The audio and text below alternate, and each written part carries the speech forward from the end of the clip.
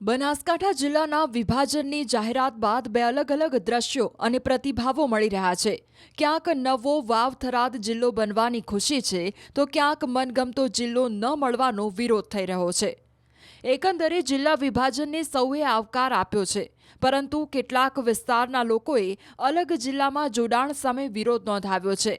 વાવ અને થરાદ વિસ્તારમાં ભાજપના સ્થાનિક નેતાઓએ ફટાકડા ફોડી ઉજવણી કરી।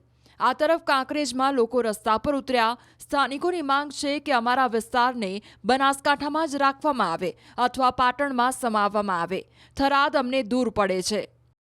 હું એવું કહેવા માંગુ છું કે અમારે કાંકરેજ તાલુકો જે પાલનપુર જિલ્લામાં હંમેશા હતો અને હંમેશા રહે, એના માટે અમે આખે કાંકરેજ તાલુકાનું જે તે આયોજન કે જે પણ કરવું પડશે અમે કરીશું। અને અમારા પરંપરા કાંકરેજ તાલુકો આજીવન પાલનપુર જિલ્લામાં છે અને પાલનપુર જિલ્લામાં રહેવા માટે અમે યોગ્ય છે। એમાં જે અમારો કાંકરેજ તાલુકાનો સમાવેશ કરવામાં આવે છે એ અમારી કાંકરેજ તાલુકાની પ્રજાને પસંદ નથી અને અમારો જે બનાસકાંઠા જિલ્લો હતો એમાં અમને રાખવામાં આવે અથવા જો રાખવામાં નહીં આવે તો અમે કાર્ય જિજ્ઞા સુધી માર્ગ સુધી જવું પડે તો પણ જશું ને આંદોલન પણ કરીશું। અમે થરાદમાં જિલ્લો જાહેર કરવામાં આવ્યો છે એ અમારી કાંકરેજની જાહેર જનતાને કોઈને પસંદ નથી। જે અમારો બનાસકાંઠા જિલ્લો હતો એમાં જ અમારો સમાવેશ કરો કાંકરેજ તાલુકાનો, એવી અમારી કાંકરેજ તાલુકાની જાહેર જનતાની અપીલ છે। કાંકરેજ તાલુકાની માગણી છે કે અમને બનાસકાંઠામાં સામેલ રાખો અથવા પાટણમાં રાખો, કાં તો અમને જે છે તે બરાબર છે અને અમને જો ન્યાય નહીં મળે તો અમે રસ્તા પર ઉતરીશું। કાંકરેજ તાલુકો બંધનું એલાન આપીશું, શિવરી બંધનું એલાન આપીશું। અમારા તાલુકાની એક જ માગણી છે કે અમને બનાસકાંઠામાં અથવા પાટણમાં સામેલ કરો। ધાનેરાના પૂર્વ ધારાસભ્ય નથાભાઈ પટેલે પણ ધાનેરાનો નવા જિલ્લામાં સમાવેશ થવા સામે વિરોધ નોંધાવ્યો છે। અને બધાની સૂચના એક જ સૂરજ એક જ છે કે અમારે થરાદ જવું નથી, અમને આપણે બનાસકાંઠામાં પાલનપુર ભેગા રાખવાના છે। તમે આગેવાની લો અને આપણે સૌએ વિરોધ કરવાનો સમય છે, તે વિરોધ કરવો પડશે।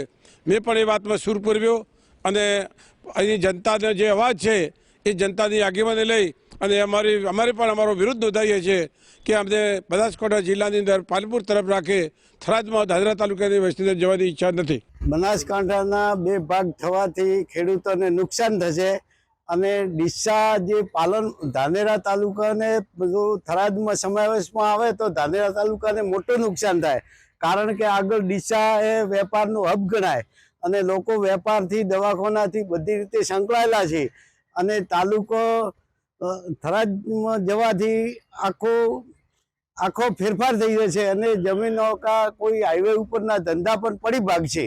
આવી પરિસ્થિતિ થશે અને ધાનેરા તાલુકાને તો સતત પાણીની જરૂર છે। જો પાણી પૂરું પાડે તો બધી સમસ્યા હલ થાય એમ છે। જે સુઈગામના જે લોકો હતા પાલનપુર સુધી લાંબુ થવું પડતું હતું એમને ફાયદો થશે? એ લોકોને ફાયદો થશે, પણ જે ધાનેરા તાલુકાને આ બાજુ લઈને જાય એટલે આ બાજુ નુકસાન થશે। એકને ફાયદો થાય ને એકને નુકસાન થાય, આવી પરિસ્થિતિ થવાની છે।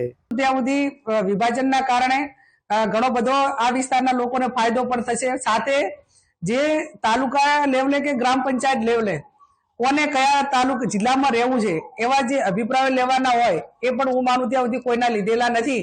એટલે કદાચ બધાને વિશ્વાસમાં લઈ અને જિલ્લો જાહેર કર્યો હોત તો એ જિલ્લાના હિતમાં હતું। જિલ્લો એમને જાહેર કર્યો જ છે। ભૌગોલિક દ્રષ્ટિએ હું માનું છું ત્યાં સુધી ક્યાં કરવાનો થાય એ રાજ્ય સરકારની પોતાની જવાબદારી હતી અને જવાબદારીના ભાગરૂપે કદાચ ક્યાંક ને ક્યાંક સ્થાનિક આગેવાનોના જે સૂચન ને વાધા કે જે હોય એ આવનાર સમયની અંદર સાંભળી અને એનું સોલ્યુશન કરે એવી પણ હું અપેક્ષા રાખું। સમગ્ર બનાસકાંઠા જિલ્લો મેં કીધું એમ એ સૌથી મોટો છે અને વિસ્તારની દ્રષ્ટિએ વિભાજન થયું છે તો એ આવકારદાયક છે। રાજકીય દ્રષ્ટિએ કઈ રીતે જુઓ છો આ બે જિલ્લા બનવાથી કોંગ્રેસને કેટલો ફાયદો થશે, કેટલું નુકસાન થશે? એમાં કોંગ્રેસને ફાયદો કે ભાજપને ફાયદો એ ચૂંટણીની અંદર દરેક ચૂંટણીઓની અંદર સમીકરણો બદલાતા હોય છે। ક્યાંક જાતિવાદી રાજકારણના હિસાબે ક્યાંક ને ક્યાંક કોઈકને ફાયદો થશે તો કોઈકને નુકસાન થશે। એટલે હું માનું છું ત્યાં સુધી તો સમય આવશે ત્યારે ચૂંટણીઓ આતે પણ મતદારો અંતે તો લોકશાહીની અંદર સર્વોપરી મતદારો હોતા હોય છે। એટલે કોઈ ભાજપથી બંધાયેલા નથી કે કોંગ્રેસથી બંધાયેલા નથી। એ જે તે જિલ્લાના હિતમાં કે જે તે પોતાના વિસ્તારના હિતમાં જ નિર્ણય લેતા હોય, વિચારતા હોય છે અને એ પૈકીના જે તે જિલ્લાના તાલુકાના આગેવાનો સર્વપક્ષીય આગેવાનો પોતપોતાના જિલ્લા તાલુકાના હિતમાં વિચારશે. ખેડાની ના બધાની મતદાર યાદી પ્રસિદ્ધ થઈ એ ટાઈમે બનાસકાંઠાના લોકો પણ એક મીટ માંડીને બેઠા હતા કે બનાસકાંઠા જિલ્લા પંચાયતની તાલુકા પંચાયતની ચૂંટણી યોજાશે. પણ છેલ્લા 2.5 વર્ષમાં નથી ગ્રામ પંચાયતોની ચૂંટણી થતી, નથી નગરપાલિકાઓની થતી, નથી જિલ્લાની થતી, નથી તાલુકાની થતી. એના કારણે સમગ્ર જિલ્લો એ વહીવટદારોના ત્રાસથી તંગ આવી ગયો છે. બધી બાજુ જ્યાં જોવો ત્યાં ભ્રષ્ટાચાર સિવાય બીજું કાંઈ નથી.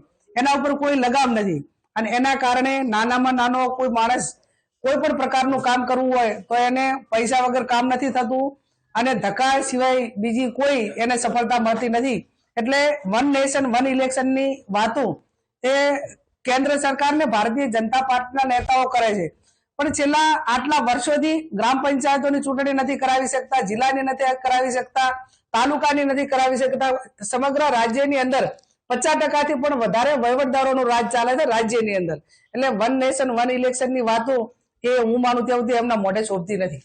બેન, છેલ્લો પ્રશ્ન, ક્યાંક ને ક્યાંક દિયોદર અને કાંકરેજને થરાદમાં જે મૂકવામાં આવે છે તેને લઈને દિયોદર અને કાંકરેજના લોકોનો અત્યારે વિરોધ પણ સામે આવી રહ્યો છે, શું કહેશો? મેં કીધું એમ સ્વાભાવિક છે કે એમને બધાને સાંભળવા જોઈએ. જ્યારે ભારત ને પાકિસ્તાનના ભાગલા પડ્યા એ ટાઈમે 2 દેશો અલગ બનાવવાના હતા, છતાં પણ લોકોના અભિપ્રાય એ ધ્યાનમાં લેવામાં આવ્યા હતા. એના પછી શંકરસિંહ જ્યારે સીએમ હતા, મુખ્યમંત્રી હતા, એ ટાઈમે તાલુકા અને જિલ્લા મોટા પ્રમાણમાં એનું વિભાજન કરવામાં આવેલું હતું. પણ જે તે આગેવાનોને ત્યાંના સ્થાનિક લોકોને સાંભળીને પછી નિર્ણય લીધા હતા. એટલે આમાં પણ જે લોકોને નથી સાંભળ્યા એમને સાંભળવા